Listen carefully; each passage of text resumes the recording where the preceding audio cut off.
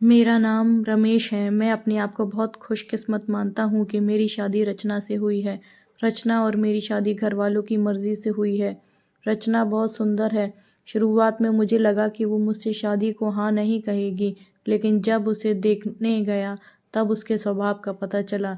बहुत अच्छा उनका परिवार था। रचना जब शादी करके मेरी ज़िंदगी में आई, तब से मेरी ज़िंदगी बदल गई है। सभी मुझसे कहते हैं कि मैं बहुत खुशकिस्मत हूँ। अभी मेरी शादी को करीब 3 महीने ही हुए हैं। मेरा सपना था कि मैं बड़े शहर में एक बड़ा शोरूम बनाऊं कपड़े का। मैंने रचना को इसके बारे में बताया। रचना को पता है कि यह मेरे लिए कितना बड़ा सपना है। मैं दिन रात इसी में लगा रहता हूँ।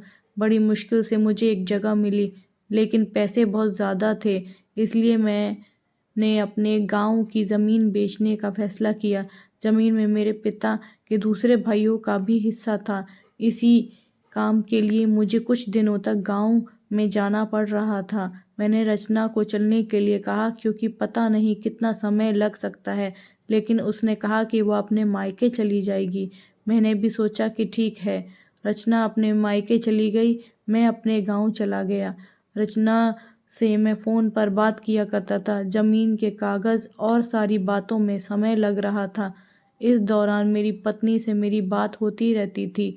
मैंने एक शाम उसे फ़ोन किया तो वो कुछ बदली-बदली थी, ज़्यादा बोल नहीं रही थी। मैंने पूछा कि क्या हुआ, तुम ठीक हो? वो बोली कि मुझे आपको कुछ बात बतानी है। मैंने कहा कि बताओ, क्या बोलना चाहती हो? वो थोड़ी देर चुप रही और फिर बोली कि नहीं, अभी नहीं, आपको मिलकर ही बताऊंगी। मैंने भी कहा ठीक है, लेकिन मुझे नहीं पता था कि मेरी ज़िंदगी में इतनी बड़ी बात होने वाली है।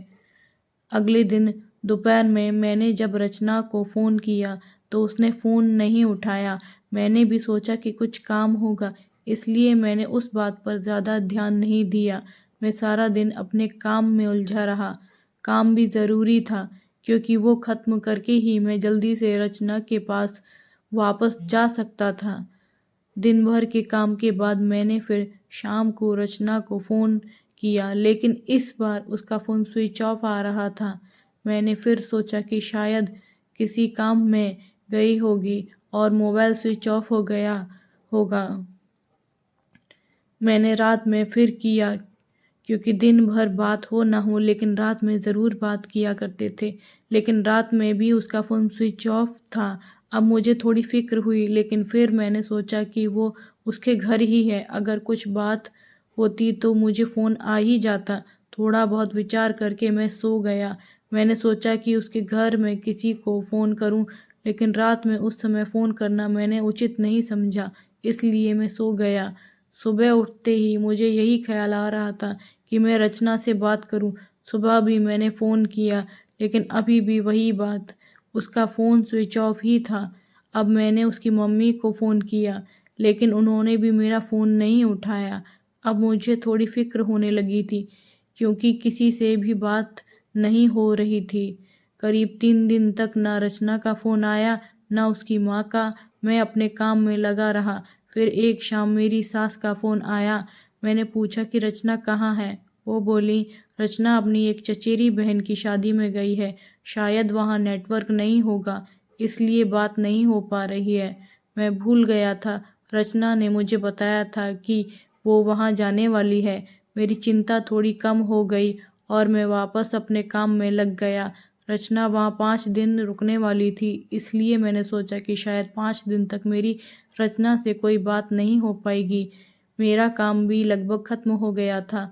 मेरे हाथ में पैसे 2 से 4 दिन में आने वाले ही थे। जैसे ही मेरे हाथ में पैसे आए, मैं वहाँ से निकल गया। वहाँ से निकलने के बाद मैं सीधा अपनी पत्नी के घर गया, उसे लेने के लिए। जैसे ही मैं वहाँ पहुँचा, मुझे देखकर मेरी सास खुश होने के बजाय डरी हुई दिखाई दी। मैं थोड़ी देर वहाँ बैठा, उनसे पूछा कि रचना कहाँ है? वो बोली कि वो अभी आई नहीं है। मैंने बोला कि आई नहीं है अभी तक? उसका फ़ोन भी नहीं लग रहा है। मैंने कहा कि आप मुझे वहाँ किसी का नंबर दे दो, कितने दिन से रचना से बात हुई नहीं है। वो कुछ देर सोचती रहीं, फिर बोली कि अभी मेरे पास नहीं है, मैं आपको किसी से पूछ कर देती हूँ। करीब 8 दिन हो गए थे मुझे रचना से बात किए। मुझे रचना पर भी गुस्सा आ रहा था कि उसका फ़ोन स्विच ऑफ क्यों है, साथ ही उसका फ़ोन काम नहीं कर रहा तो वो किसी के भी फ़ोन से बात कर सकती थी, लेकिन उसने मुझसे बात नहीं की। मैंने सोचा था कि जब वो आएगी तो उसे ज़रूर डाँटूँगा। मेरी सास का फ़ोन नहीं आया, करीब 12 दिन हो गए थे। मैं उनके घर वापस गया, लेकिन अब वो भी घर पर नहीं थीं, ना ही मेरा फ़ोन उठा रही थीं। अब मेरे मन में बहुत सारे विचार आने लगे कि आखिर बात क्या है जो रचना और उसका घरवाले मुझसे इस तरह का बर्ताव कर रहे हैं। मैंने उन्हें मैसेज किया कि अब मैं पुलिस के पास जाऊंगा। मेरी इस धमकी से शायद वो डर गईं और उनका फ़ोन आया। बोली कि बेटा, मैं तुम्हें कुछ बताना चाहती हूँ, तुम घर आ जाओ। अब मेरी चिंता बढ़ती जा रही थी। ऐसी क्या बात है जो यह सब मुझसे छिपा रहे हैं? मेरी पत्नी ने मुझसे 20 दिन से बात नहीं की थी। मैं अगले दिन उनके घर गया। मेरी सास का मुंह उतरा हुआ था। मैं बहुत गुस्से में था। मैंने जाते ही उन्हें ज़ोर से चिल्लाते हुए पूछा, कहाँ है रचना मेरी? सास मुझसे बोली कि बेटा, अब मैं जो तुम्हें बताने वाली हूँ उस पर तुम्हें विश्वास होगा, लेकिन यही सही है। विश्वास नहीं होगा, लेकिन यही सही है। वो बोली कि रचना किसी के साथ भाग गई है। मुझे मेरे कानों पर विश्वास नहीं हुआ। मैंने क्या सुना? मैंने बोला, आप कुछ भी बोलेंगे और मैं मान जाऊंगा? बोली, बेटा यही सच है। तुम्हारी शादी से के पहले उसका एक प्रेम प्रसंग था। जब वो वहाँ गांव में अपनी बहन की शादी में गई तो उसे वो वहाँ मिल गया और वो मौका देकर वहाँ से भाग गई। मैं जानती हूँ कि तुम उससे बहुत प्यार करते हो, लेकिन अब यही सच है। तुम्हें उसे भूलना होगा।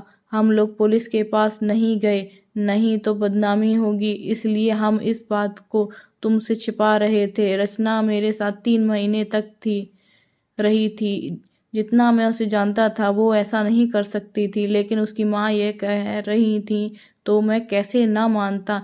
मेरा मन अभी भी मानने को तैयार नहीं था। मेरी सास मेरे आगे रो रही थी, माफ़ी मांग रही थी। इतनी बड़ी बात मेरे घर वालों को पता चली तो उन्हें भी विश्वास नहीं हुआ। रचना स्वभाव से बिल्कुल ऐसी नहीं लग रही थी। रचना की माँ को देखकर मैं और मेरे घरवाले चुप रह गए। हमने कुछ बड़ा कदम नहीं उठाया। मैं अपने साथ हुए इस धोखे को बर्दाश्त नहीं कर पाया। मैंने रचना को बहुत प्यार किया और मुझे कुछ भी हासिल नहीं हुआ। रचना नाम से मुझे नफ़रत हो गई। मेरी ज़िंदगी पर इसका बहुत असर हुआ।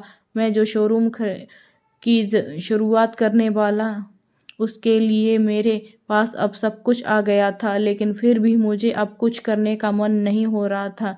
किसी के साथ इतना बड़ा धोखा हुआ तो कैसे खुश रह सकता है? मेरे घरवाले मुझे संभाल रहे थे। मैंने उसे बहुत ढूंढने की कोशिश की। मैं चाहता था कि वो मुझे मिले तो मैं उससे पूछूं कि आखिर उसने मेरे साथ ऐसा क्यों किया। धीरे धीरे समय बीतता गया। उसे गए अब 7 महीने हो गए थे और मैं भी उसे भूलकर अपनी ज़िंदगी में वापस बिजी होने की कोशिश करने लगा। मेरा मेरा घर उसके घर यहाँ से जाना हुआ। ऐसे ही मेरा ध्यान उसके घर की खिड़की पर पड़ा। मुझे दिखाई दिया कि खिड़की में रचना है। एक झलक से मुझे दिखा। मैंने उसी समय उसके घर का दरवाज़ा बजाया। मेरी सास ने दरवाज़ा खोला और वो मुझे देखकर ही डर गईं। दरवाज़ा खुलते ही मैं अंदर जाने लगा। मेरी सास ने मुझे रोका, लेकिन मैं नहीं माना। अंदर मैं कमरे में गया तो रचना को देखकर मैं हैरान रह गया। रचना व्हीलचेयर पर बैठी थी। रचना ने मुझे देखा और उसकी आंखों से आंसू आ गए।